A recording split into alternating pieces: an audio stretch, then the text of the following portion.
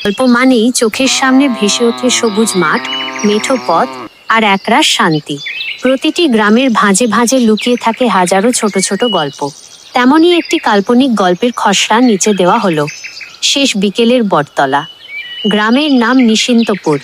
শহরের কোলাহল থেকে দূরে এই গ্রামটি যেন একটি জীবন্ত ছবি। গ্রামের ঠিক মাঝখানে বিশাল এক পুরনো বটগাছ। গ্রামের মানুষ বলে এই বটগাছটি এই গ্রামের ইতিহাসের সাক্ষী। প্রতিদিন বিকেলে এই বটতলায় জমে ওঠে আড্ডা। সেখানে যেমন থাকে প্রবীণদের পুরনো দিনের স্মৃতিচারণ, তেমনি থাকে তরুণদের আগামীর স্বপ্ন। এক বিকেলে আকাশটা যখন সিঁদুরে মেঘে ঢাকা, রহমত চাচা তার লাঠিতে ভর দিয়ে বটতলায় বসলেন। আরিফ তার পাশে গিয়ে বসল। আরিফ চাচা, আপনি তো অনেক বছর ধরে এই গ্রামটাকে দেখছেন।